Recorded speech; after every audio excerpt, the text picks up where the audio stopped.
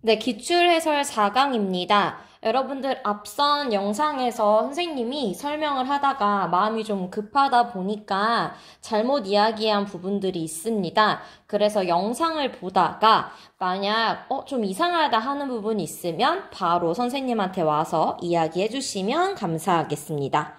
자, 그럼 이번에는 문법 요소와 관련한 기출문제 같이 보도록 하겠습니다. 평가원 기출부터 보겠습니다. 평가원 기출문제 학습지 2쪽에 38번 문항입니다. 자, 여기서는요, 부정 표현에 대한 문제를 물어보고 있는데요. 자, 부정 표현 같은 경우에 못 부정문은 능력 부정을 나타내고 안 부정은 의지 부정이나 혹은 단순 부정을 나타낸다 라고 해서 못 부정문과 안 부정문의 역할에 대해서 간단하게 설명하고 있고요. 지금 아래의 표를 보시면 조건에 맞는 부정문을 찾아야 하는 문제였습니다. 자, 보시면 긴 부정문인 걸 찾고요. 그 다음에 단순 부정을 의미하는 것을 찾아야 하는데요. 여러분들이 형식상으로 긴 부정문인 것을 먼저 찾고 그 다음에 의미상으로 단순 부정인 걸 찾으시면 답을 편하게 찾을 수 있겠죠? 자, 그래서 보시면 일단 긴 부정문이어야 하니까요. 부정부사가 사용된 짧은 부정문은 모두 답에서 제외하도록 하겠습니다. 자, 그러면 2번과 4번만 남게 되는데 닿지 않았다와 볕이 잘 들지 않는다에서 의지를 부정하는 게 아니라 단순 부정하는 의미를 찾아야 되거든요. 그런데 2번 같은 경우는 보시면 이 닿다라는 동작에 대해서 주체에 의지가 들어가 있기 때문에 이 경우에는 4번이 정답이 되겠습니다. 네, 다음은 18쪽의 39번 문제입니다. 피동문을 만드는 방법에 대해서 이야기를 하고 있고요. 그 다음에는 피동문에 대한 제약에 대한 이야기, 그리고 마지막은 이 아지다와 어지다가 붙더라도 피동의 의미로 해석할 수 없는 예시, 예외적인 것에 대한 이야기를 하고 있습니다. 그래서 여러분들 기역부터 디귿까지는 피동을 만드는 방법, 그리고 리을과 미음은 예외적인 상황에 대한 설명이다라고 보시면 되겠고요. 사실 선생님이 수업 시간에 설명할 때에는 이희 길이에 의한 파생적 피동과 어지다에 의한 통사적 피동, 이 두 가지가 대표 형태니까 일단 그 두 가지만 알아둬라 라고 얘기를 했었는데요. 사실 학교문법에서는 되다 라는 접사가 붙는 파생적 피동과 뭐뭐하게 되다, 게되다의 구성으로 붙는 보조 용언 역시 피동 표현으로 인정을 하고 있습니다. 그런데 여기 보기에 보시는 니은을 보시면요.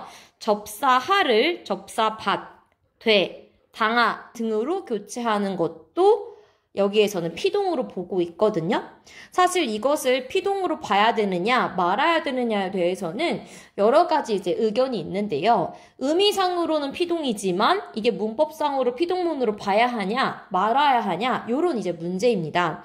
그런데 의미상으로는 피동의 의미를 가지고 있기 때문에 이 보기에서는 니은의 예시 역시 피동 표현으로 보고 있는 거예요. 그래서 여러분들이 이희길이나 어지다는 우리가 논란의 여지가 없어요. 이거는 외워두고요. 나머지 경우에 대해서는 이렇게 지문이나 보기에서 주어진 어떤 관점대로 해석을 해주시면 되겠습니다. 자, 일단은 기역부터 보시면요. 동사 어근에 피동접사 이희리기가 붙어서 피동사를 만드는 방법에 대해서 이야기하는데요. 자, 기역 보시면 입혔다라고 하니까 입다에 히가 들어가서 그다음에 과거 시제 선어말 어미에 종결어미 다 했으니까 히가 쓰였으니까 기역에 적절한 예인 것 같아 라고 하시면 바로 이제 오답입니다. 왜냐면 자, 우리가 피동문에서는요. 피동문의 주어가 마지막 서술어의 동작을 당하는 대상이어야 한다고 얘기했죠? 그런데 지금 1번의 예시를 보시면 아버지가 아이에게 점퍼를 입혔다 했을 때 이 아버지라는 주어는 동작을 당하는 사람이 아니라 동작을 시키는 사람이죠. 그래서 여기서의 히는요. 피동이 아니라 사동을 나타내고 있다라고 해석하셔야 되고요. 니은 보시면 건네받았다 라고 나오니까 니은에 있는 받다가 쓰였잖아요 라고 얘기하고 싶지만 지금 니은의 예시를 보시면요. 지금 사랑하다가 사랑받다로 교체되는 경우죠. 즉 하다가 붙는 말이 이 하다가 받다나 되다나 당하다로 교체되는 양상에 대해서 얘기하고 있습니다. 그런데 건네받았다의 경우는요. 건네하다 이렇게 쓰이지 않잖아요. 그러니까 니은의 예시로 적절하지 않은 선지가 되겠습니다. 다음은 디귿인데요. 자, 동사의 어간에 어지다나 아지다를 결합하는 경우래요. 지금 밝혀졌다를 보시면 밝히다에 어지다가 붙어 있습니다. 자, 그래서 보시면 밝히다에 어지다가 붙었으니까 동사의 어간에 어지다가 결합한 건 맞고요. 자, 그런데 선생님이 이중피동에 대해서 이야기하면서 사동사와 결합한 어지다는 이중피동이 아니야 라고 하면서 그때 선생님이 세 가지 예시를 알려줬었습니다. 그 중에 하나가 이 밝히다인데요. 여러분들 이 밝히다의 경우에는요, 만약에 어두운 곳을 밝게 만든다 하면 사동의 의미를 가지지만 사실을 알린다라는 의미는 사동의 의미를 가지고 있지 않거든요. 그래서 여러분들 여기서는요, 밝히다라는 어간에 어지다가 붙어서 피동의 의미를 가지고 있는 예시가 되겠습니다. 자, 그 다음에 4번 보시면요. 존경받는다의 경우에 자, 리을에서 보시면 자연적으로 발생하는 사태를 표현할 때 피동문에 대응하는 능동문을 상정하기 어려운 경우래요.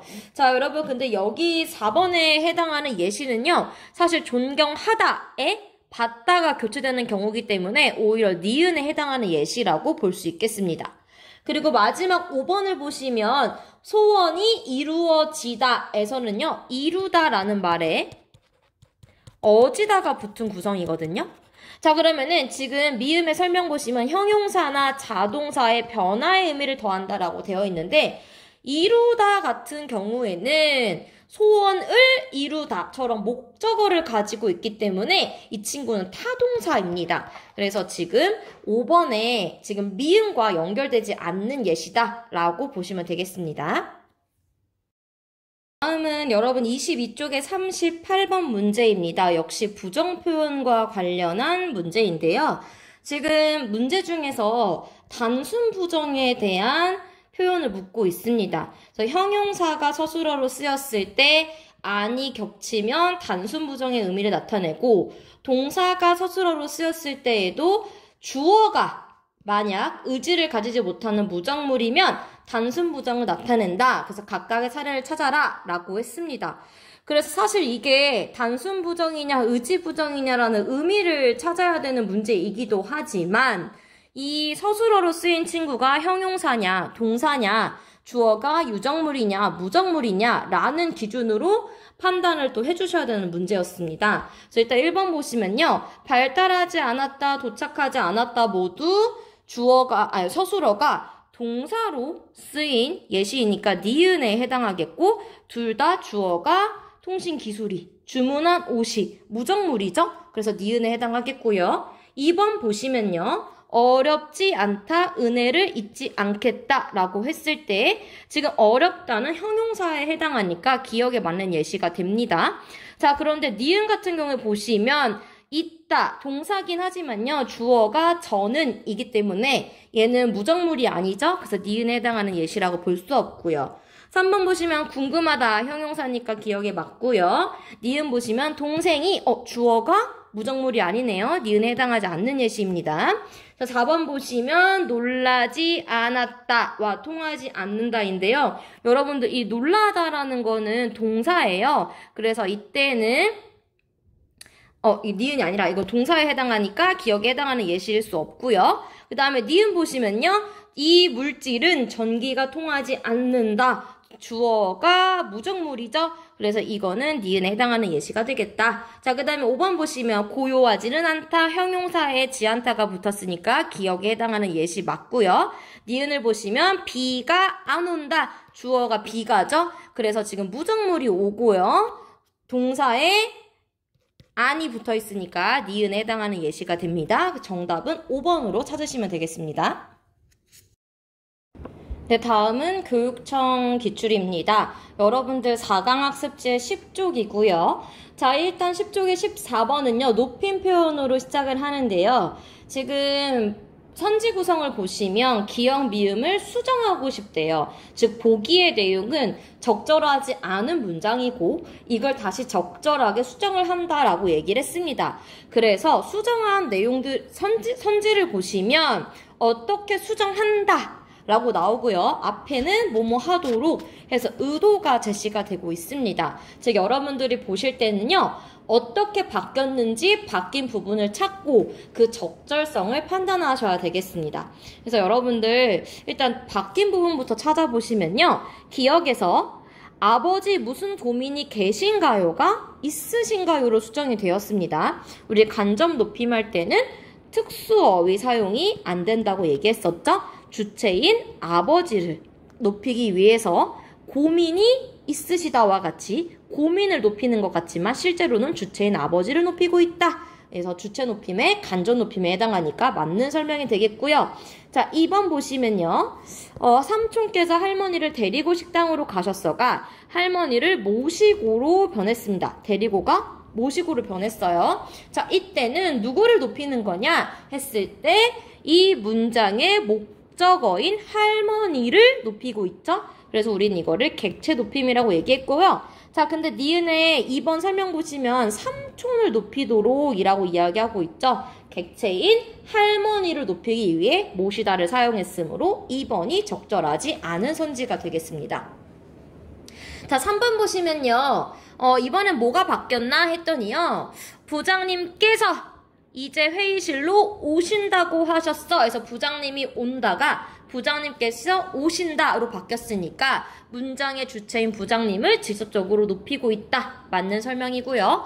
4번 보시면 언니가 할아버지한테 안경을 갖다 주라고 했어가 할아버지께 갖다 드리라고 했어로 바뀌었으니까 이거는 문장의 부사어인 할아버지를 높이고 있는 거죠. 그래서 객체인 할아버지를 높이는 것 맞는 설명이 됩니다. 자, 그 다음에 5번 보시면 선생님께 물어봐, 선생님한테 물어봐에서 선생님께 여쭤봐로 수정이 되고 있는데 이 역시 문장에서 부사어인 선생님을 높이고자 하는 객체 높임 표현입니다. 자, 그래서 다 맞는 설명이고요. 우리 아까 찾았던 2번만 적절하지 않은 선지가 되겠습니다. 자, 그 다음 문제를 보시면요. 역시 높임 표현을 분석한 건데요.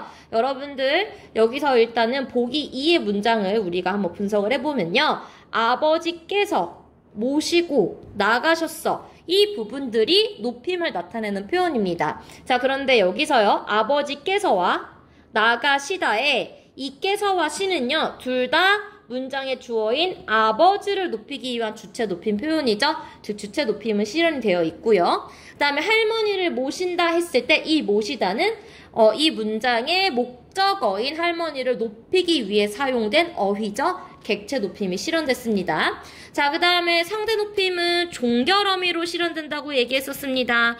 종결어미가 나가셨어 해서 어의 형태로 실현됐다. 이거는 비격식체에서 해체라는 것을 활용한 것이기 때문에 이거는 높임일까요? 낮춤일까요? 네, 낮춤 표현입니다. 그래서 2번을 정답으로 찾을 수 있겠습니다. 자, 다음 문제는 부정 표현에 대한 이야기인데요. 여기 지문이 부정 표현에 대한 다양한 제약까지 설명한 아주 좋은 예문이기 때문에 여러분들이 꼼꼼하게 읽어보시면 좋을 것 같아요. 자, 우선 첫 번째 문단에서는요. 부정문의 종류를 얘기합니다. 안부정문과 못부정문이 있고요. 그 다음에 길이에 따라 짧은과 긴으로 나뉘고 한편 우리 명령과 청유에서는 안부정문과 못부정문이 쓰이지 못하고 말다부정문이 쓰인다라고 얘기했었죠. 근데 여기다가 정보가 하나 추가되었는데 이 말다부정문은 긴 부정문만 가능하다라는 정보가 제시되어 있습니다. 자, 그 다음은 각각 안부정문에 대해서, 못부정문에 대해서 말다 부정문에 대해서 설명을 하고 있는데요. 일단 안부정문부터 보시면요. 자, 이 안부정문은 짧은 부정과 긴 부정 모두로 실현되고요. 그 다음에 의미상으로 봤을 때 단순 부정과 의도 부정이 있다라고 설명을 합니다. 그런데 이때 안부정문의 서술어가 동사이고요. 주어가 의지를 가질 수 있는 주체인 경우는 단순 부정과 의도 부정 둘 다로 해석이 가능하대요. 하지만 만약에 형용사이거나 주어가 의지를 가질 수 없으면 단순 부정으로만 해석된다 하니까 서술어에 따라서 부정문에 어떤 제약이 있다라는 정보를 주고 있고요. 그 다음 못 부정문과 관련한 문단을 보시면 이 친구 역시 짧은 부정과 긴 부정이 있고 이 친구는 능력 부족을 나타내는 경우이다 라고 얘기합니다. 자, 그래서 얘 의미 자체가 능력 부족을 나타내는 부정문이기 때문에 심리적 상태는 우리 주어의 능력이라고 얘기할 수 없잖아요. 그러니까 심리적 상태를 나타낼 때는 못 부정문을 쓸 수가 없다라는 정보를 제시해주고 있고요. 자, 그 다음에 못 부정문은 또 형용사 서술어가 형용사인 경우에도 성립하기가 어렵대요. 다만 만약에 형용사이면서 긴 부정문을 사용할 때는 화자의 기대하는 기준에 이르지 못함의 뜻을 나타내는 것으로 쓰이기도 한데요. 약간 예외적인 현상이죠. 자, 나아가서 이 못 부정문은요, 원래는 능력 부정을 의미하지만 완곡한 거절이나 혹은 강한 거부와 같이 심리적 태도를 반영할 때도 사용되기도 한다라고 하니까 역시 예외적인 사용법에 대해서 설명을 하고 있고요. 마지막 말다 보시면요. 명령과 청유에서 사용할 수 없다라고 얘기했었죠. 이제 안부정문과 못부정문이 명령과 청유에서 사용될 수 없으니까 명령과 청유에서는 말다가 실현됩니다. 자, 그런데 이때 형용사 같은 경우에는 원래 명령이나 청유문을 만들 수가 없잖아요. 그러니까 말다 부정문의 서술어에 당연히 형용사가 올 수 없어요. 그런데 만약 예외적으로 기원이나 희망을 나타낼 때는 말다가 또 쓸 수 있다라고 해서 예외적인 사항을 또 정보를 주고 있습니다. 자, 그러면 윗글을 바탕으로 되게 많은 정보를 줬는데 이 정보를 바탕으로 우리가 문제를 풀어보기로 하겠습니다. 자, 기억을 보시면요. 동아리실이 그리 넓지 못해 해서 못 부정문에 긴 부정문이 사용이 됐어요. 자, 근데 서술어가 넓다기 때문에 형용사가 쓰였습니다. 형용사인 서술어에 긴 부정문인 형태로 실현이 된다 했을 때 우리가 앞에서 뭐라고 했냐면 화자의 기대하는 기준에 이르지 못함의 뜻을 나타내는 경우에 쓰이기도 한다 했을 때 새로 배정받은 동아리실이 그리 넓지 못해 고민이야 하는 예시가 딱 들어맞는 예시가 되겠죠? 그래서 1번은 맞는 설명이 되겠고요. 2번에 보시면 물품이 전부 안 들어가겠는데? 라고 얘기합니다. 자, 이때 니은의 안부정문은요. 주어가 의지를 가질 수 있는 동작 주체래요. 자, 여러분 이 니은에서 물품이 전부 안 들어간다의 주어는 물품이죠. 그럼 물품이 의지를 가질 수 있는 주체인가요? 아니겠죠. 자, 그래서 여러분 이 문단에 보시면 주어가 만약에 의지를 가질 수 없는 경우에는 의도 부정이 아니라 단순 부정으로 해석한다 라는 문장이 있었습니다. 그래서 2번은요 의도 부정이 아니라 단순 부정으로만 해석해야 되기 때문에 2번이 적절하지 않은 선지가 되겠습니다.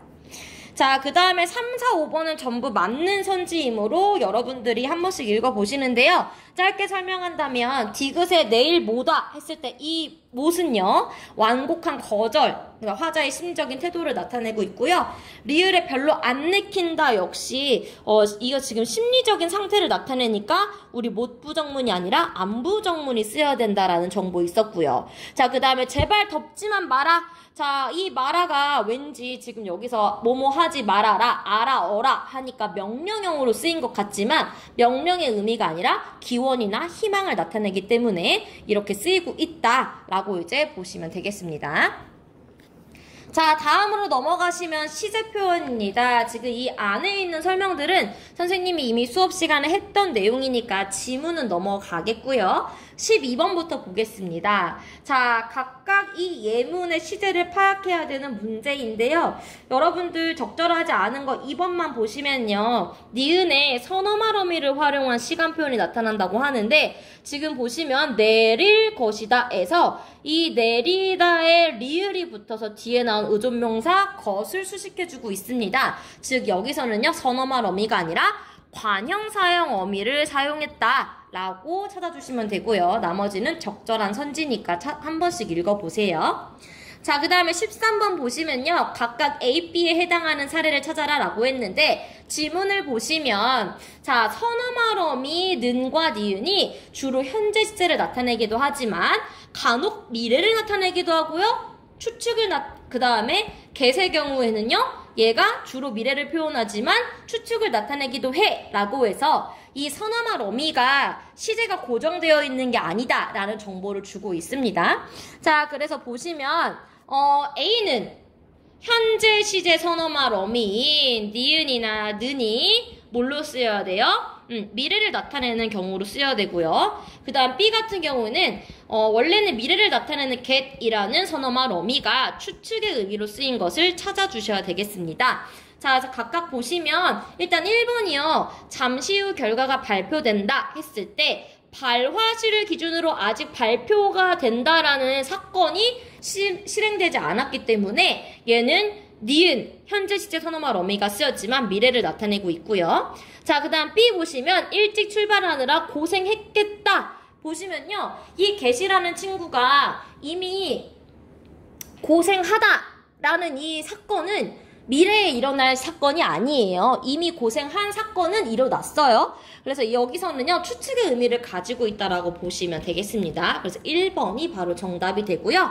우리 2번부터 쭉 보시면 삼촌은 곧 여기를 떠난다. 이건 미래를 표현하고요. 비켜주시겠습니까? 이거는 어떤 완곡하게 표현하는 형식으로 나타난 거예요. 그 다음에 사람은 누구나 꿈을 꾼다나 지구는 태양의 주위를 돈다는 우리 얘가 현재 시제라기보다는 어떻게 보편적인 사실을 드러낸다라고 얘기했던 거 기억나시죠? 그 다음에 발표하겠습니다와 늦지 않도록 하겠습니다는요. 추측보다는 의지를 드러내고 있고요. 그 다음에 5번은 보시면요. 웃는다는 이 현재 시제 선어말 어미가 그대로 현재를 나타내는 경우고 B는 추측을 나타내는 경우에 해당하겠습니다. 그래서 여러분들이 이 선어말 어미가 특히 시제를 나타내는 선어말 어미가 항상 고정되어 있는 게 아니라 발화시나 사건시를 기준으로 했을 때 충분히 시제 표현이 달라질 수 있다. 그리고 간혹 가다가 시제가 아닌 화자의 의도를 표현하는 경우도 있다. 이렇게 이제 이해를 해주시면 되겠습니다. 자, 오른쪽에 15번에 와보시면 이번엔 사동문에 대한 이야기인데요. 지금 주동문만 3개를 주어주고 이 친구들이 사동문으로 만들 수 있냐 없냐를 물어보고 있습니다. 자, 우선 주동문에 보시면 물통에 물이 가득 찼다의 경우에는요. 물을 가득 채우다와 같이 주동문으로 사동문으로 만들 수 있는 문장이에요. 자, 근데 니은 같은 경우 보시면 더위를 먹었다가 더위를 먹이다. 더위를 먹게 하다. 문장이 조금 만들어질 수가 없겠죠. 왜냐면 이 더위를 먹는다라는 것 자체는요. 이 더위를 먹다라는 어떤 동작을 하도록 만드는 주체가 없어요, 여러분들. 그래서 이런 경우에는 사동문을 만들 수가 없고요. 그 다음에 구슬을 모았다의 경우에는 얘들아 구슬을 이게 모으다가 기본형이죠. 그래서 이 모으다가 기본형인데 이 모으다에 이희기리 우구추를 붙일 수 있냐면 이희기리 우구추를 붙일 수가 없어요. 그래서 모이다 뭐 이런 식으로 만들 수가 없고요. 이 모이다라고 만들어지면 사실 뭐 구슬이 모이다 하면은 주어가 구슬이잖아요. 그럴 때는 피동이 되겠죠. 그러니까 사동으로 파생적 사동으로 만들 수가 없고요. 다만 모으게 하다와 같이 통사적 사동으로는 만들 수가 있습니다. 자, 그래서 여러분 이렇게 분석한 바를 바탕으로 아래에 넣어보시면 사동문으로 바꿀 수 없는 것 니은에 해당하고요. 그 다음에 사동문으로 바꿀 수 있는 게 기역과 디귿인데 파생적 사동이 되냐 하면 기역,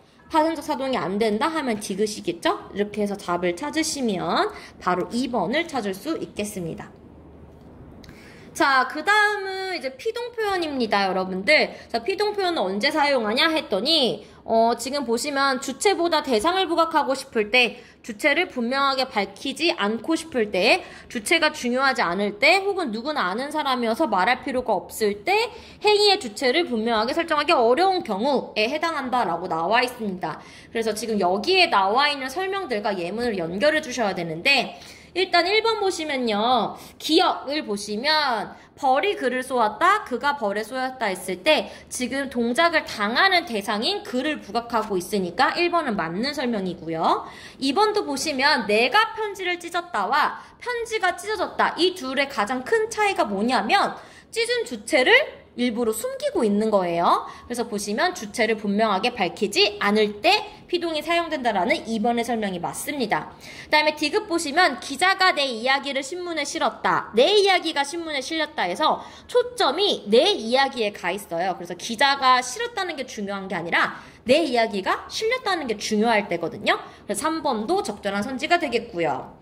4번을 보시면 행위의 주체인 대통령이 누구나 아는 사람일 때 라고 나오는데 지금 국민들이 대통령을 뽑았다. 대통령이 뽑혔다. 에서요. 대통령이 뽑혔다 해서 여러분 대통령은 동작을 받는 대상이에요. 그럼 뽑았다의 주체가 누구예요? 바로 이 행위의 주체는 대통령이 아니라 국민들이 되겠죠. 그래서 행위의 주체가 국민들, 누구나 아는 사람일 때는 피동 표현을 쓴다. 설명이 이렇게 되어야 맞는 설명입니다. 그리고 5번 같은 경우에는요. 자연적인 현상일 때 우리가 행위의 주체를 분명하게 설정하기가 어려워서 피동 표현을 사용한 예시에 해당하겠습니다. 자, 다음으로 넘어가 보시면 인용 표현인데요. 직접 인용을 간접 인용으로 바꿀 때 화자의 관점이 적용되기 때문에 선생님 뭐라고 했었냐면요. 인칭, 시간, 지시 표현이 바뀌는 것, 그 다음에 종결 어미가 바뀌는 것, 그 다음에 조사가 라고가 아니라 고가 쓰이는 거 이렇게 3개를 얘기했었습니다. 자, 그래서 위에 있는 예문도 보시면 외국에 있는 친구가 어제 전화로 나한테 네가 오늘 말한 책이 여기 있어 라고 말했어 인데 이게 보시면 네가가 내가로 바뀌고요. 오늘이 어제로 바뀌었고요. 여기가 거기로 라고가 고로 변했습니다. 그래서 왜 이렇게 바뀌었냐 하면은 네가 말했어 라고 했을 때 이 너는 화자 관점에서는 자기 스스로예요. 그 다음에 오늘 말한 책이라고 했을 때 이거는 친구랑 어제 전화했을 때의 오늘이니까 화자 관점에서는 어제가 되겠고요. 그 다음에 여기 있어 라고 했을 때는 외국에 있는 친구는 본인한테는 여기지만 화자는 지금 한국에 있어요. 그러면은 나한테는 거기가 되겠죠. 그 다음에 라고가 고로 변합니다. 그래서 비슷하게 여러분 여기 위아래에도 직접 인용이 간접 인용으로 바뀌었을 때 어떻게 변했냐인데 나가 자기가 되고요. 내일이 오늘이 되고 이곳이 그곳이 됐고요. 그 다음에 걱정이 많아가 많다로 변했고 라고가 고로 변했습니다. 그래서 여기에 대한 설명 중에 적절하지 않은 걸 찾아라인데 나머지는 다 맞는 선지니까 선생님 넘어가고요. 2번을 보시면요. 이 내일은 인용을 하는 화자가 말한 시점을 기준으로 할 때 오늘이 아닌 어제로 바뀌어야 됐군 이라고 얘기하는데요. 지금 얘는 보시면요. 형이 어제 전화로 나는 내일 여기서 시험 볼 거야 라고 얘기했으면 화자 입장에서는 오늘이 맞습니다. 그래서 여기에 오늘로 바꾼 게 맞는 이제 변화기 때문에 여기 이제 2번이 적절하지 않은 선지가 됩니다. 그래서 여러분들 이게 좀 헷갈릴 수가 있는데요. 화자의 관점으로 날짜가 바뀌거나 아니면은 뭐 지식 표현이 바뀌거나 인칭 표현이 바뀌는 것들을 화자의 관점에서 화자가 발화하는 시점의 관점에서 해석을 해주시면 되겠습니다. 자, 그 다음에 마지막 14번은요. 우리가 일반적으로 이렇게 종결 표현에서는 종결 어미를 통해 평서, 의문, 명령, 청유, 감탄이 실현이 되는데 경우에 따라 종결 어미가 서로 다른 유형을 실현하기도 한다. 즉 겉으로는 의문이지만 실제 의도는 평서거나 이런 경우가 있다고 얘기했었죠. 그래서 지금 보시면 1번 같은 경우에는 둘 다 의문형 어미가 의문을 나타내는 거, 이 리을께도 평서형 어미가 평서 나타내는 거. 여기 3번은 감탄형 어미가 감탄 나타내는 사례. 비읍시다 같은 경우에는 여러분들 이거는 하우체인데요. 청유를 나타내는 종결 표현입니다. 자, 근데 어라는요, 우리가 일반적으로 명령을 나타내는 종결 어미잖아요. 그런데 위에서는 명령이 맞지만 만나고 싶어라의 어라는요, 명령의 의미가 아니라 감탄의 의미를 실현하고 있습니다. 그래서 5번이 지금 서로 종결 어미가 서로 다른 문장 유형을 실현하는 예시가 되겠습니다. 자, 다음은 수능 완성입니다. 여기 높임 표현이 실현된 것들을 찾아야 하는데요. 선생님의 설명에서 뭐라고 하냐면 상대 높임의 경우에는요, 높임의 의도를 가진 게 있고 혹은 높이지 않음의 의도를 가진 게 있어 라고 설명을 합니다. 그리고 그 아래 보시면 조사, 어미, 특수 어휘 등을 통해서 높임의 표현이 나타나는데 그 중에서 모두 높임의 의도가 실현된 것을 찾아봐 라고 합니다. 그래서 사실 여기서 정답을 찾을 때 약간 포인트가 되는 것은 상대 높임에서 높임의 의도를 가진 것도 있고 낮춤의 의도를 가진 것도 있기 때문에 상대 높임 중 높임에 해당하는 것까지 모두 포함시켜라 라는 것이 포인트였다, 이렇게 생각하시면 되겠고요. 지금 예시를 보시면 지희 어머니, 지희가 좋아하는 피자를 싸드릴까요? 하면은 일단 드리다 라는 특수 어휘에 의해서 어머니께 이걸 드리는 거니까 어머니께 라는 객체가 높여져 있고요. 그 다음에 요는 이제 보조사를 통해서 상대를 높이고 있습니다. 자, 그 다음에 2번 보시면 아버지께서 할머니께 정중한 태도로 길을 안내하셨어 하면 아버지께서와 안내하셨어의 이 시는요, 문장의 주체인 아버지를 높이고요. 할머니라는 부사어를 높이는 객체 높임이 있고요. 그 다음에 라는 게 상대 높임이 실현돼 있는데 이때는 높임이 아니라 낮춤을 나타냅니다. 그래서 2번도 적절하지 않겠고요. 3번 보시면 할아버지를 모시고 공원에 갔습니까? 했으니까 모시다가 특수 어휘로 객체를 높이고 있고 습니까는 종결 어미로 상대를 높이고 있습니다. 주체 높임이 실현되지 않았으니까 3번도 적절하지 않고요. 4번 보시면 어머니께서는 선생님을 뵙고 문제를 의논하셨습니다 할 때 어머니께서와 의논하셨습니다에 깨서와 시가 어머니라는 주체를 높이고 있고요. 선생님을 뵙고 해서 뵙다가 특수 어휘로 선생님을 이라는 객체, 목적어니까 객체겠죠? 높이고 있고 비읍니다가 이제 상대를 높이고 있는 종결 어미입니다. 4번이 적절한 게 되고요. 마지막 5번은요. 그분이 나에게 물어보셨습니다. 그러니까 시를 통해서 주체를 높이고 있음과 동시에 비읍니다란 종결 어미를 통해서 상대를 높이고 있는 문장입니다. 그래서 여러분들 찾기는 조금 복잡하셨을 수 있지만 천천히 이렇게 하나하나 요소를 찾다 보면 어렵지 않게 높임 표현을 구분할 수 있는 문제였습니다. 자, 다음은 3번 문제입니다. 이 문제 같은 경우에는 시간 표현에 대해서 묻고 있는데 관형절로 안겨있는 사건의 절대 시제와 상대 시제를 물어보기도 하고요. 그 다음에 우리 시제 표현 중에서 동작상이라는 게 있다고 이야기를 했었습니다. 동작상에 대한 내용도 같이 물어보는 문제였습니다. 자, 우선 1번 보시면요. 발화시를 기준으로 행동이 과거에 일어난 것으로 해석된다 라고 했는데 밑줄 그어져 있는 부분이 달리는 말에서 관형절에 밑줄이 그어져 있습니다. 자, 우리가 이 전체 문장을 발화한 시점으로 보면요. 얘는 이미 달리는 말을 바라보았다 라고 했으니까 이미 발화 시점에서는 말이 달린다라는 사건은 일어난 과거의 일이겠죠? 그래서 1번은 적절한 선지가 되겠고요. 자, 2번 보겠습니다. 먹으면서 연결되어 있는 부분에 연결어미가 사용된 부분에 밑줄이 그어져 있는데요. 밥을 먹으면서 음악을 들었다. 자, 뭐뭐 하면서, 으면서 이 어미는 선행절과 후행절을 동시에 일어나는 상황이 벌어지고 있다라는 의미를 더한다고 수업 시간에 이야기했었습니다. 2번도 적절한 선지가 되겠습니다. 자, 그런데 3번 보시면요. 3번에서 뭐뭐 하고 있다. 여러분 원래 뭐뭐 하고 있다라는 이 보조 용언이 쓰인 이 부분은요. 우리가 만약에 놀고 있다라는 이제 문장과 비교를 했을 때 놀고 있다는 이 놀다라는 행위가 지속됨을 나타내거든요. 그런데 지금 이 시의 문맥 안에서 보면요.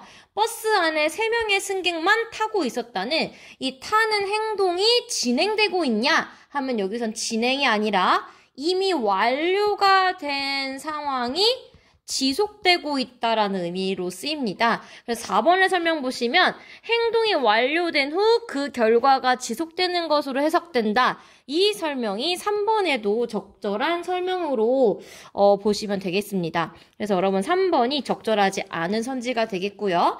자, 그 다음에 의자에 우두커니 앉아 계신다. 역시 앉다라는 행동이 지속되는 게 아니라 이미 앉아있는 상태가 지속된다라는 의미고요. 자, 5번 보시면 앞으로 읽은 책도 또 읽을 것이다 했을 때 참 여기 읽은 이 책을 수식하는 관형절로 와 있는데 자, 지금 이걸 보시면요. 발화시 기준으로 내가 지금 말을 한 시점을 기준으로 이미 읽었으니까 이 행동이 완료가 되어 있어요. 그래서 과거입니다. 그런데 뒤에 읽을 것이다 라고 했으니까 이 책을 미래에도 또 읽겠다라는 의미도 가지고 있죠. 그래서 발화시를 기준으로 보면 읽다라는 행위를 또 미래에 할 수도 있어요. 그래서 이거는 과거로도 해석할 수 있지만 미래로도 해석할 수 있다라고 얘기할 수 있습니다. 3번에 적절하지 않은 건 3번이 되겠습니다. 다음은 105쪽의 1번인데요. 여러분들이 이 문장의 종결 표현이 종결 어미를 통해 실현이 된다라고 얘기했는데 이 종결 어미와 화자의 의도가 일치하지 않는 경우가 있다고 했죠. 근데 여기서 우리가 직접 발화라는 것은 종결 표현의 형식과 발화의 의도가 일치하는 걸 직접 발화라고 하고요. 간접 발화는 이런 것들이 일치하지 않는 것을 간접 발화라고 얘기합니다. 자, 여기서 나머지 선지는 다 적절한 선지가 되겠는데 니은 보시면요. 이 짐 좀 올려주겠나? 의문형으로 묻고 있지만 이 짐을 올려줘 라고 청자에게 요구하고 있죠. 그래서 지금은 의문문의 형식으로 명령의 의도를 전달하고 있으므로 2번이 적절하지 않은 선지가 되겠습니다. 나머지 선지는 적절한 선지이기 때문에 여러분이 개인적으로 비교해 보세요. 네, 다음은 실전 모의고사 1회 152쪽이고요. 피동문과 사동문에 대한 지문입니다. 이 지문 같은 경우에는요, 피동과 사동의 의미에 대한 설명보다는 구조에 대해서 많이 설명을 하고 있어요. 그래서 보시면 피동과 사동은 기준되는 문장과 대조되는 용어로 쓰인다 해서 지금 능동과 주동의 어떤 대응의 의미로서 피동과 사동을 설명을 하고 있습니다. 자, 그래서 지금 설명을 보시면 기억이라는 문장은 피동문과 대조가 되면 능동문이라고 이야기하고 사동문과 대조가 되면 주동문이라고 이야기한다 라는 설명이 되어 있는데요. 여러분들 선생님이 수업 시간에 굳이 능동과 주동을 구분하지 마라. 의미가 없다. 라고 얘기했던 거 기억나시죠? 그러니까 능동문은 피동과 대응되는 개념, 그리고 주동문은 사동과 대응되는 개념으로 이해해야지 이거를 막 구분을 할 수도 없을 뿐더러 구분을 하는 게 의미가 없습니다. 자, 그래서 여러분들이 이렇게 지금 기억은 능동문이자 또 주동문으로 기능할 수 있는 문장, 그 다음에 니은은 보시면 고기가 호랑이에게 먹혔다. 자, 주어가 먹다라는 동작을 당하고 있으니까 피동문일 거고요. 그 다음에 디귿 보시면 사육사가 호랑이에게 고기를 먹였다. 똑같이 먹다에다가 접사 이가 붙어서 만들어졌는데 이때는 주어인 사육사가 호랑이라는 친구한테 먹다라는 동작을 하게 하는 거죠. 그래서 이럴 때는 사동문이 되겠습니다. 그래서 여러분들이 동사의 형태도 봐주셔야 되겠지만, 그러니까 동사가 아니라 서술어의 형태도 봐주셔야 되겠지만, 여기서는 주어가 각각 어떤 기능을 하고 있느냐, 이것도 같이 봐주셔야 피동과 사동을 구분할 수가 있다. 자, 그래서 그 다음 문장 가보시면, 자, 능동문의 목적은 피동문의 주어가 되고, 자, 이건 여러분들 쌤이 얘기했던 그래서 문장의 구조가 바뀌는 건데, 여기에서 이제 사동문 만들 때 중요한 게 뭐냐? 사동주라고 불리는 새로운 참여자를 도입을 하는데, 사동주가 뭐냐? 했더니, 피사동주라고 불리는 주동문의 주어가 하는 행위나 처한 상태를 야기하는 주어. 되게 복잡한데요. 일단은 사동주는 어떤 아이한테 이걸 시키는 사람이에요. 그 다음에 시킴을 당하는 애를 우리는 피사동주라고 한다. 이렇게 생각하시면 되겠죠. 그래서 그 아래 보시면 사동문의 종류가 되게 여러 가지인데 일단은 이게 주동문의 형태가 자동사나 형용사일 경우 주동문의 형태가 타동사로 이루어져 있을 경우 두 가지로 나뉩니다. 그리고 이거를 다시 사동문으로 만들 때 굉장히 지금 다양한 형태로 만들어지는데 이때 여러분들이 좀 주의하셔야 될 게 이 각각의 문장에서 지금 X가 라고 나와 있는 이 X라는 친구들 있죠? 이 친구들은 새롭게 도입된 사동주를 의미하겠고요. 자, 그 다음에 지금 여기 나와 있는 어떤 지문의 구성상 Y에 해당하는 친구들을 보시면 자, X가 Y를 어떻게 하겠다. 그 다음에 X가 Y가 뭐뭐 하겠다. X가 Y를 뭐뭐 하겠다. 다시 뒤에 보시면 X가 Y에게 이거를 뭐 하겠다. 그 다음에 이번엔 또 X가 Y가 무엇을 하게 하다. 그 다음에 X가 Y에게 무엇을 하게 하다. 이렇게 문장 구성을 봤을 때 이 Y라는 친구는 그럼 누구냐 했을 때 사동이라는 동작을 당하는 사람. 그래서 피사동주가 되겠다. 라고 생각을 하시면 되겠습니다. 그래서 그 아래의 설명은 이 문장 구성에 대한 설명인데요. 지금 어디를 보시냐면 리을과 미음의 개하다 사동문에서는 주동문이 부사형 어미 개가 이끄는 부사절로 안겨있다. 이 개하다의 개를 부사절로 보는 거죠. 자, 근데 절에는 원칙적으로 주어, 서술어 구성이 있어야 되는데 지금 뭐뭐하게 하다에서는 주어가 생략되어 있는 형태다. 라고 보는 건데 그래서 그 주어인 Y는 그러니까 절로 안겨있을 때 이 절의 주어가 Y라는 거죠. 근데 앞에 있는 목적어나 부사어와 같은 말이다. 라고 얘기를 하고 있습니다. 그래서 만약에 여러분 니은을 보시면 X가 Y를 뭐뭐 하게 하다 라고 했을 때는 이때 Y가 주어인데 앞에 Y를 이라고 목적어가 있으니까 동일한 성분을 생략했어. 이런 설명이 되겠습니다. 그 다음에 또 어떤 이야기를 하냐면요. 디귿과 미음에서 Y에게 대신 Y를도 가능하다. 즉 피사동주 뒤에 붙는 격조사가 이렇게 부사격 조사가 아니라 목적격 조사여도 가능하다라고 얘기를 합니다. 그래서 지금 기역부터 미음까지 문장 구성이 굉장히 복잡해 보이는데 이 문장 구성을 그대로 35번에 나오는 지문과 연결을 하셔야 돼요. 네, 어려워 보이지만 그냥 지문에 있는 구성과 하나하나 비교해 보시면 되는데 일단 1번 보시면요.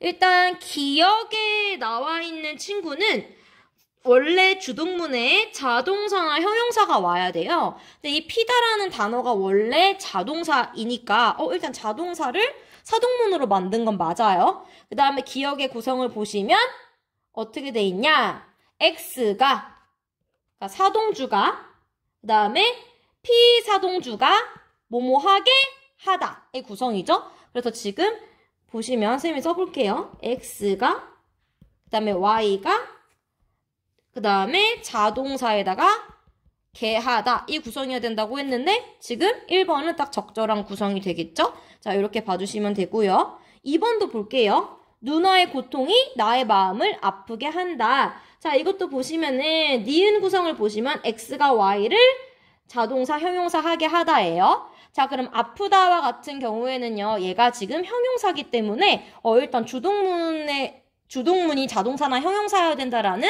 조건을 일단 만족하고 있고요. 2번도 여러분 니은의 구성을 선생님 잠깐 옮겨와 보면요. X가 Y를 그 다음에 뭐뭐하게 하다 인데 여기가 자동사나 형용사여야 된다. 그래서 X가 Y를 뭐뭐하게 하다. 이때 Y가 피사동주여야 되겠죠? 그래서 누나의 고통이 이 주어가 지금 Y를 아프게 만들고 있기 때문에 얘도 사동의 의미를 가지고 있고 2번의 구성과 동일하니까 그 지문의 니은 구성과 동일하기 때문에 2번도 적절합니다. 자, 다음 3번 보시면요.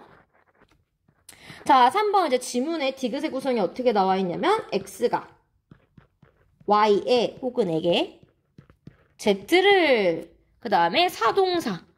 자, 일단 그래서 옮겼다 보시면 옮기다. 옮기다가 이제 사동사의 구성인가 했을 때 일단 옮기다는 의미에 따라서 사동사일 수도 있어요.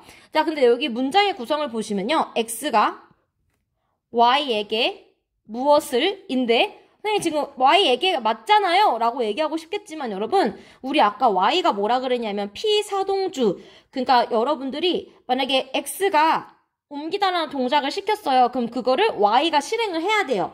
근데 지금 그 집에는요. 이 동작을 실행하는 사람이 아니라 그냥 그 장소에 라는 부사어거든요. 그러면은 3번은 이 디귿의 Y에게 여기 피사동주가 와야 된다라는 지문의 구성과 맞지 않는 예시가 되겠죠? 이렇게 3번이 적절하지 않은 게 되겠습니다. 4번과 5번도 여러분들이 하나하나 비교하시면 되겠고요. 지금 뭐뭐 하게 하다 할 때 하다, 그 다음에 구입하게 할 때 구입하다, 둘 다 타동사 구성이어서 이것도 맞는 선지가 되겠습니다. 자, 그리고 만약에 3번이 적절한 선지가 되려면요. 나는 그 회사의 사실을 알렸다. 이렇게 하시면요. 지금 내가, X가 사동주가 그 다음에 그 회사에 그 회사가 그 사실을 알도록 만드는 거죠. 그러면은 나는 회사가 어떤 사실을 알도록 만드는 사동주고요. 알다라는 동작을 실제로 해야 되는 사람은 회사가 되겠죠? 그래서 요런 예시가 3번에 맞는 예시가 되겠습니다. 자, 다음은 36번인데요. 자, 이 36번에 적절한 진술만을 고르래요. 일단 1번 보시면 사동문에 있는 사동주를 제거하면 일단 사동사는 그대로 남아있잖아요. 그러면 사동사가 남아있는 상태에서 사동의 주체만 제거되면 피동문으로 만들어지는 게 아니라 그냥 문법적으로 비문이 됩니다, 여러분들. 그래서 이 기억은 적절하지 않은 손지가 되고요. 자, 니은에서 엄마가 나를 안았다. 보시면 주어가 안다라는 행동을 하고 있어요. 이건 능동문 맞아요. 그런데 뒤에 보시면 나는 엄마에게 안겼다라고 했을 때는 나라는 주체가 안기다라는 동작을 당하고 있는 거거든요. 그래서 이때는 피동이 됩니다. 그래서 지금 니은 맞는 선지고요. 디귿도 맞는 선지니까 읽어보시면 되겠습니다. 자, 그 다음에 나는 개를 밥을 먹였다. 요 리을의 문장을 보시면 주어인 나는이 나오고요. 이 나는은 먹이다라는 행위를 시키는 사람이니까 사동주입니다. 그리고 이 사동의 동작을 해야 되는 주체는 개이니까 피사동주가 되겠죠. 그래서 여러분 지문에 뭐라고 나오냐면요. 이게 원래는 에게나 에로 실현이 돼야 되는데 이게 지금 룰로 표현될 수도 있어 라고 얘기를 하는데 지금 지문에서는 Y에게 대신 Y를 쓰는 것도 가능해 라고 맨 마지막 줄에 나오거든요. 그래서 이거는 목적어 게를로 됨으로써 만들어진 문장이다 라고 하기는 조금 어렵고요. 그러니까 지금 개에게 밥을 먹였다라가 돼야 되겠죠? 그래서 부사어인 개에게로 실현된 것을 를로 표현했다 정도기 때문에 리을이 적절하다고 얘기하기는 좀 어렵겠습니다. 그래서 정답은 니은과 디귿인 2번이 되겠다. 이렇게 풀어주시면 됩니다. 자, 다음은 179쪽의 39번입니다. 자, 지금 이 기역에 나와 있는 내용을 우리가 약간 도식화 해보자면 화자 입장에서는 높이지 않아도 되는 대상이 청자에게 높임의 대상이래요. 그럼 화자랑 대상 중에는 화자가 제일 높고요. 그 다음에 대상과 청자 중에는 대상이 훨씬 높으니까 이렇게 이제 관계가 설정이 되겠죠. 자, 그러면 이게 실현된 문장을 찾아야 되니까 일단 화자가 청자에게 라는 이제 구성이 되어 있으니까 화자와 청자의 관계를 먼저 파악을 해보면 지금 이렇게 설정이 됐을 때 화자가 더 높은 구성은 2, 3, 5가 되겠죠.